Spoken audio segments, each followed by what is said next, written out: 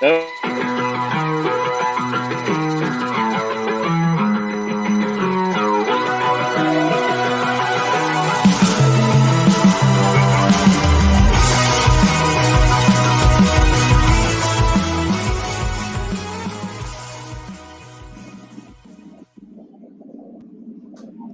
afternoon once again, and welcome everybody to At the Book, a special Friday edition live from Las Vegas outside the NFL draft. We are here at Caesars Palace, myself and Jim Derry. Devin Jackson, our producer, is back in New Orleans. We are talking all things Saints NFL draft, maybe a small Pelicans recap on this special Friday edition. The second round of the NFL draft begins in just about 2 hours, actually. 4 o'clock out here in Vegas, 6 o'clock New Orleans time. And our special NFL draft show is brought to you by Tulane Doctors. Innovative research, inspired patient care. Visit TulaneDoctors.com for more information. So our thanks to them. And, of course, to Caesars Sportsbook, our primary sponsor. And I'd like to remind you, you can bet on the draft or anything else by signing up by going to NOLA.com/Caesars. New users get their first bet insured up to $1,100. So make sure you take advantage of that if you haven't already. NOLA.com/Caesars. It's another sunny day. Jim, I made the smart move and moved into the shade for today because I don't have my shades on. I can see my screen. It's much better. I see that, and I can only hear you because you're sitting next to me. So I'm going to give a very quick analysis, and I'm going to have to reboot my computer because, we haven't had enough technical difficulties since we've been here in Las Vegas. So I figured, why not? I know that you can hear me, and I cannot hear Devin at all. So I'm going to have to reboot in just a second. But I will say last night was quite interesting. I think the kind of the coolest part, maybe not if you're a Pelicans fan, I guess, but the coolest part was being in there. And when we finally decided that we were going to leave the draft area because we couldn't get a good enough Wi-Fi signal, we get to Caesars Sportsbook, and then we decide to do the second pick from there. And you got the Pelicans game going on, the end of the Pelicans game with the Suns fans everywhere. And meanwhile, we're trying to pay attention to what's going on with the Saints pick, when they're going to pick. Devin's letting us know what's going on with the pick. And then at the same time, we got these celebrities that are like 20 feet from us. Robert De Niro and Rachel McAdams are walking up some kind of red carpet. I think I'm living some kind of out-of-body life. So it only goes to go with everything that I should have to reboot because it's not supposed to be like this. It is not. And technology issues aside, it's been a good weekend. And quite frankly, I think the Saints had a pretty good day yesterday also, Devin. Trevor Penning, they get him at number 19. I don't think a lot of people thought he'd drop. They were able to trade up and get Chris Olave. They do lose a third and fourth round pick in the process. They only have one pick left tonight. We'll talk about that in a minute. But overall, I mean, they checked the two boxes that they needed to check. Yeah, it's been two positions of need we talked about really since especially since the Teron Armstead departure.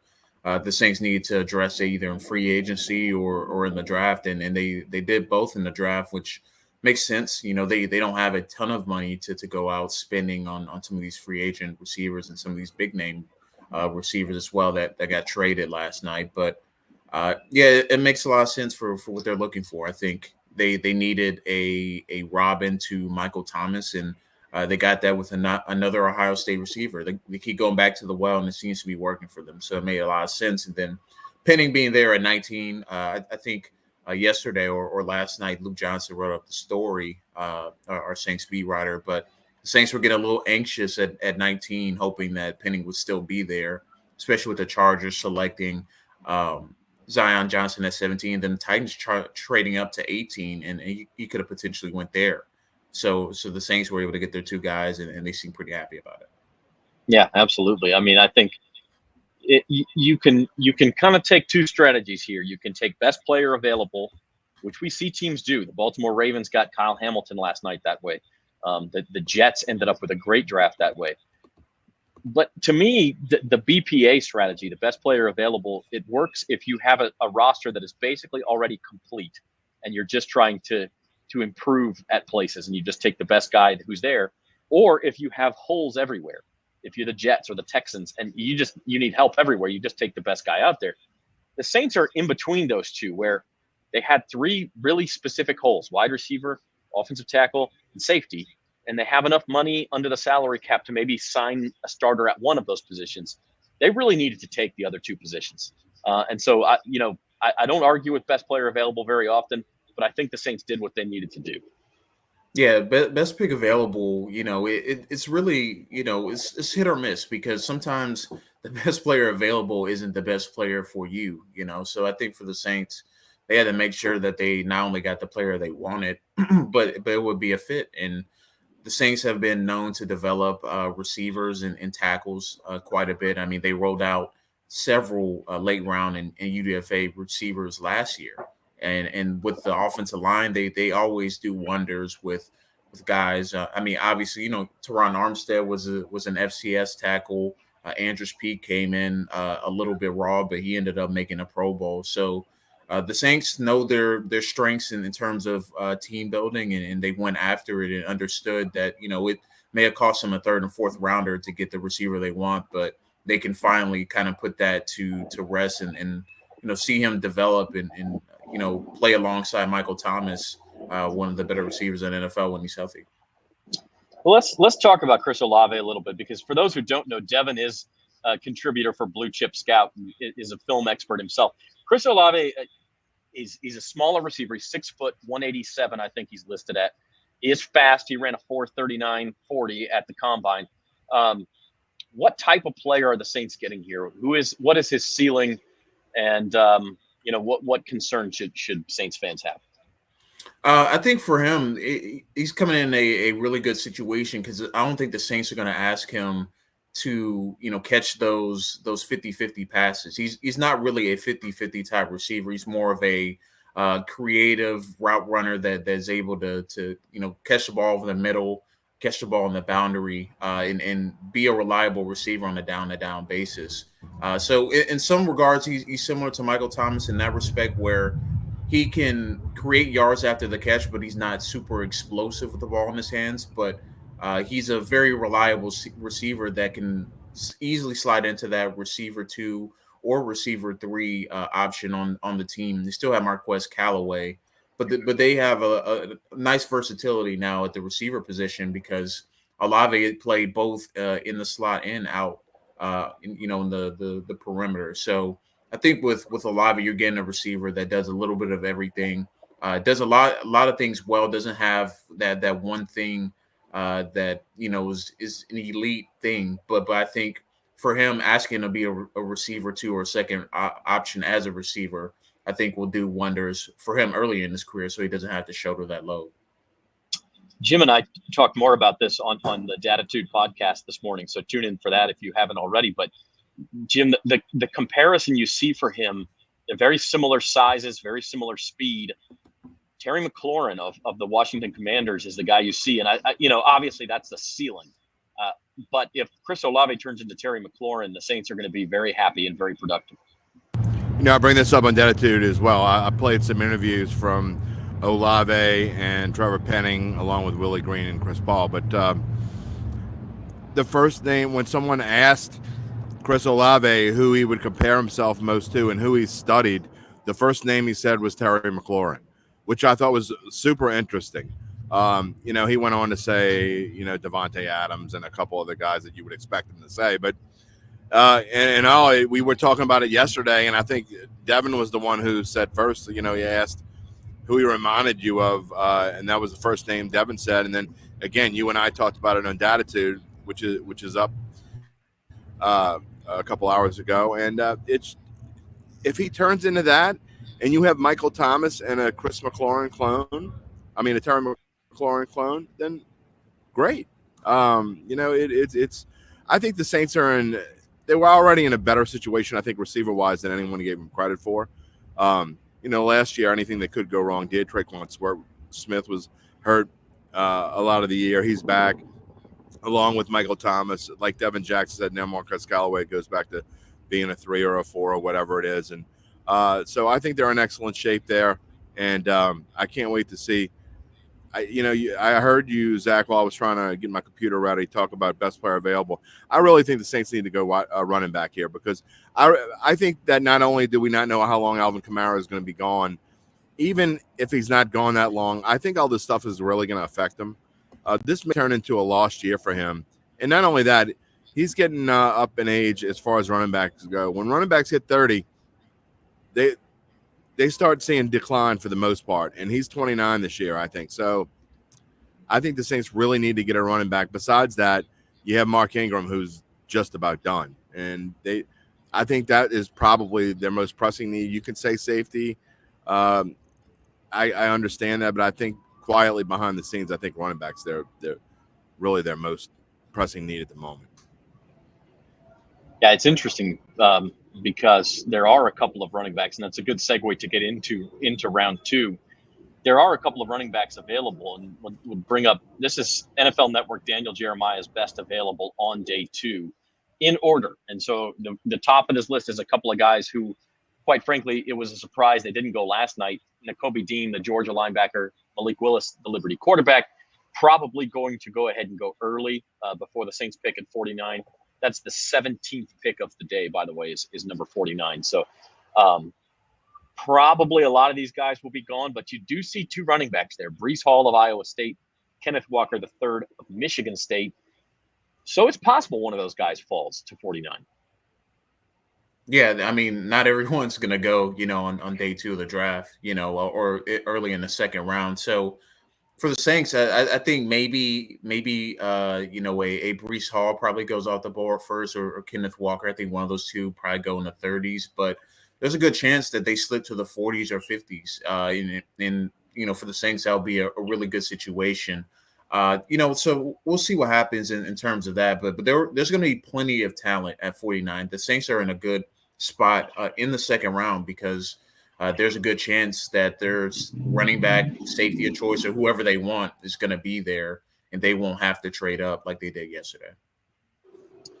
Jim, how much credence do you put in, this is sort of similar to best player available argument. People will say, they're 2 first-round picks were offensive players. They need to go get a defensive guy, especially because Dennis Allen is a defensive coach. No. Oh, you're muted. Yeah. Now you're good. None. I don't put any credence in that. I think that I think the whole best player available mentality is a bunch of BS anyway. Even the best teams in the league have needs. And this team has needs. And so I've never been one, unless it's like some supreme talent that slips, we don't know why he slipped as far as he did. And, you look at the Packers with Aaron Rodgers back in the Brett Favre days. I don't think they intended to take Aaron Rodgers, just had to slip to like pick number 20 or whatever. You look at Randy Moss, that the Vikings, lucked out at, I guess. And Randy Moss goes, I think 18 or 19, somewhere along those lines. I don't believe in best player available. I think unless, I think you need to go for what your needs are. And you need, especially a guy that can contribute right away. And I think that's running back. And so unless one of those guys is gone, and I think Kenneth Walker, there's a chance he's still there. And I think he would be a perfect fit for this team. Or, you and I were talking last night coming back from the draft or eating dinner or whenever it was. Everything meshes into one now. But, maybe the Saints make a move. And if there's somebody they like, maybe they move up again. We've seen them move up twice in the same draft before. So that's not out of the realm of the possibility. Mickey Loomis loves making trades during draft time. I think it's like he looks at it as like a game almost. And so it wouldn't surprise me at all if the Saints traded up with someone, moved up 10 or 12 spots, and got one of the running backs they want. Well, I mean, yeah, it was just 2 years ago. Devin and I were talking about this just before we went on the air. As it's Poppy 504. How you doing? Who dat? Look, Zach Bond, they wanted him. They didn't have a pick where they could get him. They traded every other pick they had in that 2020 draft to go up and get it. That's who they wanted. Mickey Loomis, Jeff Ireland, they will do that if they have a guy they want. And so if Breece Hall is that guy, they'll package 49 with 161 and whatever other picks they have left to go get him at 41 or whatever the case might be. they're not afraid to do that, and they know they trust their scouting enough to where they'll fill in the margins for training camp bodies with undrafted free agents. They're not too worried about those 6th and 7th round picks. It's just easier, Zach, to get. I think it's easier to get a safety right now in free agency. Not necessarily every year, but I think this year it's easier to get a safety in free agency than it's going to be to get a running back. And really, at this point in time, like I said, if I thought Alvin Kamara was going to come back and only miss 4 games and he'd be fine and it's all over and everything's fine, then I'd say maybe not. You get a free agent and running back that's just going to tie you over. But I'm talking about getting a running back that's going to be with this franchise for 7-8 years and be a big part of this team, not somebody that's just going to be a fill-in. That's kind of what they need right now. So that's why I'm suggesting they go running back now. Yeah, and it absolutely could be. We'll talk at the end of the show. We'll make our predictions for what the Saints do. But let's take a look at sort of the draft as a whole right now. Here are some draft position over-unders. A lot of them are off the board at Caesars now, Caesars Sportsbook, but you can still bet some of these over-unders. And the interesting one to me, and I put it in best bets today, look at Logan Hall at the top of that list, 33.5. I mean, the first pick today is 33. So they're basically saying the under there, the under is the first number listed. That means they think he'll go sooner than 33.5. There is a much better than 50-50 chance that the Tampa Bay Buccaneers take Logan Hall to begin day 2. If yesterday taught us anything, Jim, it's that you gotta follow where the odds are leading you. Yeah, if I could bet on my phone right now, which I can't because we're in Nevada and it won't let us, I would 100% go put $160 down on Logan Hall being the first pick today. Because, again, we found out yesterday they know something we don't know. Somebody on the inside, somebody in the Bucs team has told them they know. So that's, yeah, I'd definitely go bet that if I could. Secondly, all this talk we talked about running back.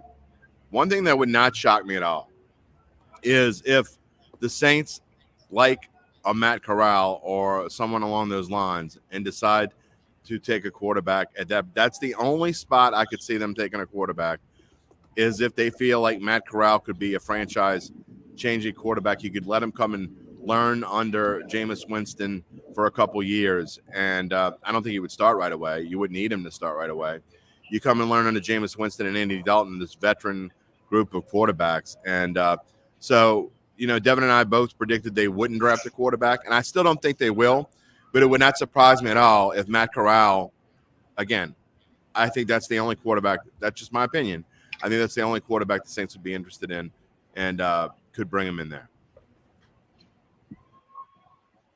Devin, what are your thoughts on that? Who is the quarterback the Saints should target or could target? Yeah, this one's a tough one because I feel like, they might have their pick of the litter at 49 in terms of who's there. So me personally, depending on the route they're going, I would say I would kind of lean towards Desmond Ridder if they do take a quarterback. I think Matt Corral would be if he fell to like the 3rd round and the Saints decide to go running back, if he continues to fall, maybe they go ahead and just make that selection. But I think Desmond Ridder is probably a guy they would look at. Malik Willis, maybe. I don't know where he goes. There's odds that he might go early in the 2nd round after Logan Hall at the Giants or Vikings. So I think probably Ridder might be there when they pick or Corral. But I think ultimately they're going to go a skill position at safety or running back in the 2nd round. But if they do select quarterback, I think if it was Corral, it would be somewhere in the 3rd, and they would have to trade back up to get him because he keeps falling. But if they're both there, I would assume Ridder might be the pick over Corral. Yeah, it's interesting because Malik Willis, if you look at those odds, is the only guy who the odds say is going to be off the board by 49. In fact, he's not even listed anymore. He's going to go early in the 2nd round. But Matt Corral, 58.5, Sam Howell, 59.5. Desmond Ridder wasn't listed, but he may be gone by 49, but he may also still be there. I don't know. It is interesting. I would say this too, Zach. Let me add real quick that I think that Desmond Ridder also is a fit for this team. So I like Matt Corral because I think he's dynamic enough to come in and kind of be a different kind of quarterback, one that can do things that other guys can't do. But at the same time, Desmond Ridder maybe fits the Saints system a little bit better as a pocket passer, a guy that to me is a cerebral kind of quarterback. Is a guy that in this level could be super accurate. So I think Desmond Ridder certainly fits the Saints profile, and it wouldn't surprise me if they took him either. So I'll add him to my list of two quarterbacks potentially. Again, I still don't think they're going to do that. I don't think they're going to draft a quarterback at all. But if they were, this would be the time to do it, because really there's a huge gap between the top 4 quarterbacks. It's not like a lot of drafts where, there might be 10 quarterbacks and they're kind of sprinkled through, or 12 quarterbacks that can make it. I think this year there are like those 4 quarterbacks that we talk about, and then there's a huge drop off, and no one else is NFL ready. Yeah, I just feel like a quarterback pick is a little bit of a waste, even at this point. We'll see. I mean, unless they really like a guy. But by the way, in the safety discussion, it's Poppy has definitely signed Tyron Matthew. There does happen to be a guy who's a New Orleans native who says he wants to come back, who's been an All-Pro. I mean, there is a ready-made solution at safety if they want to use the cap space to do that. We'll see. I mean, I guess that maybe they're waiting till after the draft to see what they end up with, and if there's a safety prospect that they love, and could get them on a pretty cheap deal compared to what Matthew may be asking. I think we'll see after the draft. But to me, I think they're probably zeroing in on running back or safety at this point. But we'll see. I mean, they could certainly, if there's another player elsewhere in a different position that they do love, they certainly could take it, or they could dip back into the receiver market, since there are plenty of depth on day 2 and day 3 of the draft at the receiver position. Yeah.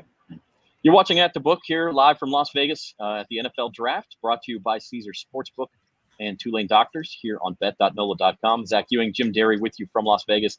Devin Jackson, our producer, is back in New Orleans. Let's spend just a couple minutes on the Pelicans, guys, before we get going here. The Pelicans, look, it's all good vibes right now, right? I mean, you can't they lost to the Suns. They won a couple of games in the series. They did better than anybody could have expected them to do. They're going to get Zion Williamson back next year. I mean, it's all good vibes. And that just, I think you just hope the bottom doesn't fall out at some point before next season. But right now it's a good time to be a Pelicans fan. It is. It's interesting. I talked about it on Datitude this morning. One of my lead points was I had a friend on Twitter who was a little peeved because, Fox 8 and a lot of others, I think, followed suit. And actually, we have certainly been in the group of, we're doing all this stuff on Saints and NFL Draft. Fox 8 led with the Saints in the NFL Draft. I'm certain that 4 and 6 and 26 probably did the same thing. And he's ticked off because he thinks the Pelicans should be the lead story. So I'd be interested to hear what you guys think. I mean, I personally think that football here is king. And, Devin and I have talked about it. We did, and I think we talked about it in January. We didn't really start getting into basketball in the NBA and trying to figure out what's going on in college basketball until maybe conference championship week of the NFL, because we had the NCAA championship, we had all the bowl games, we had the first couple rounds of the NFL playoffs. It just is what it is here, and it's tough. And but at the same point, even though there was a finality of this season for the Pelicans yesterday, this story really is just starting to be written. Right, this group is going to be together for a while. Willie Green is this great young coach that could be here as long as he wants to be. And so their story is just being written, I think, really as the Saints are maybe further along, and these are just puzzle pieces of the puzzle they're adding. But I'd be interested to hear you guys whether you think the Pelicans were a bigger story yesterday, and maybe we and the rest of our media cohorts kind of downplayed it a little bit. Yeah, it's possible. I mean, it's also going to naturally happen when you have two events going on at the same time, that neither one will get the interest and the attention that it would have otherwise. I will say this. The Pelicans have been the number one sports story in New Orleans for 2 weeks now. And yes, there's been some draft attention. Yesterday and today are pivotal days for the future of the Saints franchise as well. And so I don't know that it's misplaced. The Pelicans had they beat the Suns and they're playing a game 7 tomorrow, we'd be talking a lot more about them. And we have talked a lot about them in the last 2 weeks. And if Willie Green mentioned this in his post game yesterday, he likened this Pelicans team to the Phoenix Suns bubble team from 2020 that went 8-0 in the bubble and just narrowly missed the playoffs. And he was an assistant coach on that team and feels like that's a similar feeling. And if they are the Phoenix Suns and they're going to start making deep playoff runs next year or the year after, the Pelicans are going to force their way into New Orleans sports consciousness. And it won't be such an uphill fight to get that attention. Yeah, I think for the Pelicans, what the tough part is that they've had good seasons before where they made past the first round. The thing is, the consistency was not there because the next season they wouldn't make it. So I think what's tough about covering the Pelicans is like we've seen like success like in small spurts with them, but we haven't seen it sustained. So I think it's tough to on a night like yesterday, the Saints are going through a transition period, kind of like the Pelicans are. There's a new head coach for the Saints, the first time in a while. The Saints have 2 first-round picks, the first time in over 10, 11 years. So, it's tough to, kind of make that the lead story of the Pelicans when, the Saints have won a championship here and have made deep playoff runs. But for the Pelicans, I think even though they weren't the lead story, they were still the second or third story people were talking about, which is a much more of an improvement to what they were 3, 4, or 5 months ago when they were, 10, 12, 15 games under 500. Yeah, absolutely. Absolutely. So the NBA playoffs roll on without the Pelicans, but a great season for them. Let's go ahead and wrap things up here. NFL Draft Round 2 starting in about an hour and a half, just from across the Las Vegas Strip down there behind the Flamingo Hotel is where they'll make the picks. Cam Jordan, by the way, is in town. He's making the Saints' second-round pick. He is the celebrity here to make the Saints pick. So we'll see if we run into Cam. Maybe we will. Jim and I will be back tonight, and Devin, after the Saints make their pick at number 49 for some quick analysis. Or maybe before. Maybe before. Could be. Hit us up live on Facebook, on the bet.NOLA.com Facebook page and the NOLA.com Facebook page. And we'll give you some live analysis of that second-round pick or whatever it is that they do. And so now before we go, I want 2 things from each of you guys. One is your official prediction for who the Saints take in the second round. And number 2, sort of an off-the-wall prediction. If they don't go with who you predict, who's somebody on that board you could see them taking? Get a muffler, dude. Who's somebody you can see them taking that we haven't talked about, that we haven't expected? So, Devin, why don't you go first? What's your official prediction? So I think the Saints do go with safety here in the second round. I think they target a Jaquan Brisker from Penn State or Jalen Petrie from Baylor, 2 guys that played a little bit of everything. I know they have Marcus May that they signed, but they kind of need more of that guy that can come up and be more of a run stopper and kind of run the alley and be that physical presence that Malcolm Jenkins left behind with his retirement. So I think the Saints go safety here, and I think they go Jaquan Brisker or Jalen Petrie. Oh, you got to pick one. If Jalen Petrie's there, I think they take Petrie. Okay.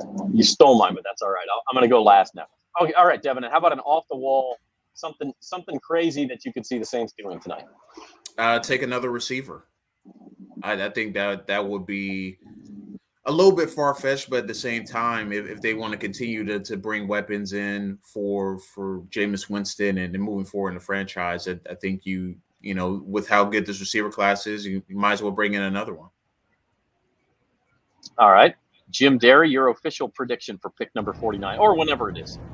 I don't think they're going defense, but Jalen Petrie would be a great selection. I told you that I thought he kind of fit in with Bill Belichick's mold. That was my mock pick for the New England Patriots, and they certainly went off the wall with their pick.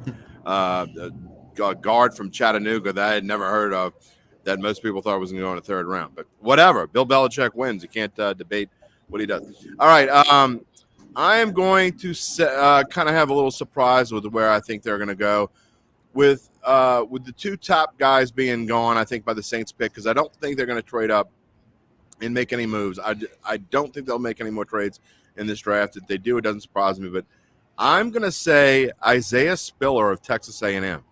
I really like him a lot, and this is not because I like him. I think the Saints really.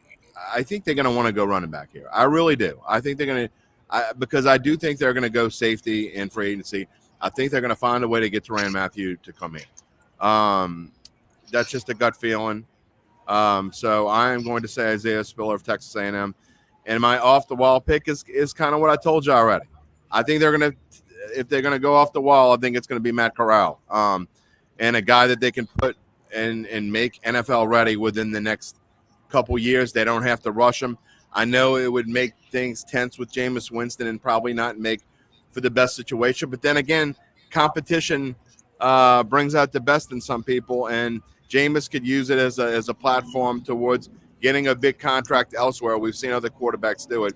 So I don't think it would hurt the situation at all. I think it would help the Saints in the long run. I personally wouldn't mind seeing it. I was going to say Jalen Petrie is my pick. And so since Devin took that, I'm working on coming up with somebody else. How about the guy we? I rambled on as long as I could ramble. Yeah, I know, and I'm still struggling a little bit. But how about this?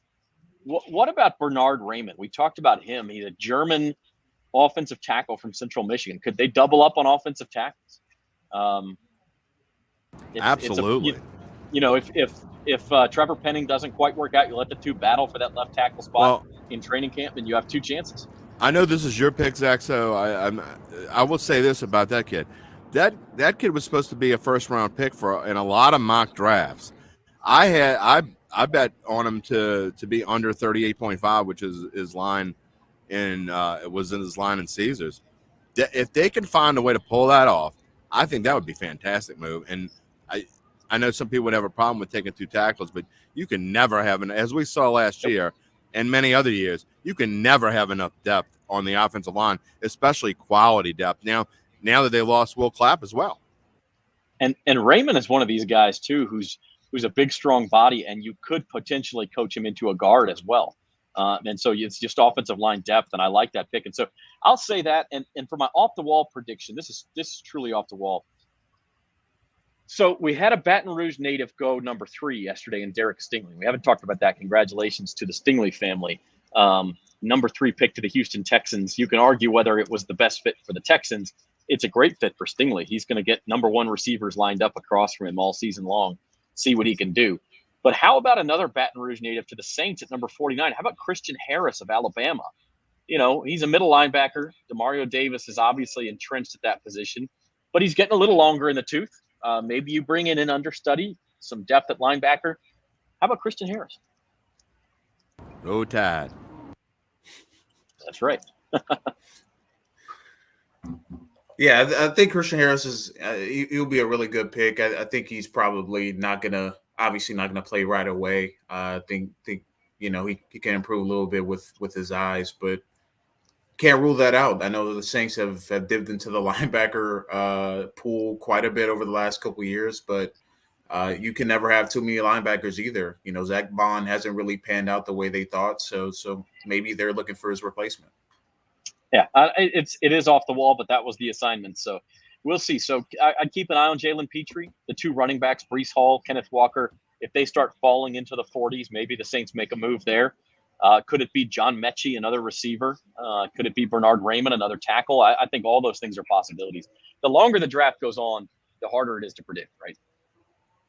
Yeah, you just never know who's going to trade up and get these players. Yesterday was a perfect example. I mean, there were guys or teams trading up that you would have never expected because there were guys there that you wouldn't have expected to be there. So the Jets are a perfect example. They had 2 first-round picks in the top 10 and then got up and got Jermaine Johnson when he fell to 26, I should say. Who'd have thunk that the Jets might end up having the best draft?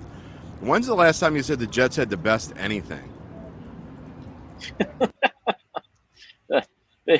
Yeah, it's been a long time, man. But the Jets and Giants both killed it yesterday. We'll see if that keeps up. I mean, the only thing they've ever had is the best butt fumble. They had the best team in 1969. Not really. Joe Namath just got really super lucky. But Man. I guess you were 16 there. point so underdogs. Yeah. Well, I was born. I was one. I was probably watching it on my dad's lap. All right. Okay. Well, this has been At the Book from the NFL Draft. We're happy y'all could join us this weekend. We're happy to be here in Las Vegas, and we will wrap it up with some live videos tonight. Just a reminder, we're brought to you this weekend by Tulane Doctors, innovative research, inspired patient care. Visit TulaneDoctors.com for more information. We encourage you to do that and support our sponsors. And Caesars Sportsbook, of course. Check out NOLA.com/Caesars. If you'd like to get in on the action, you can play some NFL draft bets tonight, NBA playoff bets, of course, baseball season in full swing. And we'll be with you every step of the way. Starting tonight, a live video around the time the Saints pick. We'll probably start it just before they pick, or if they trade up like they did last night, we'll scramble and get it up as soon as we can. So for Devin Jackson and Jim Derry, I'm Zach Ewing. This has been At the Book, everybody.